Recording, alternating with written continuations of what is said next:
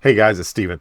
This is the kind of chart that I often see traders using with multiple indicators, multiple levels marked. And on top of this, they're trying to figure out, is AI real?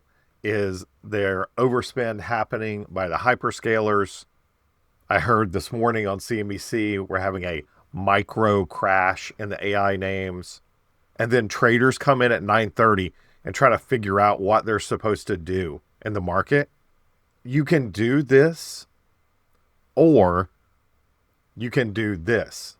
Look for a power bar that starts at the 20 in the direction of the 20 that clears, in this case, resistance to the left. Get long at the end of the power bar.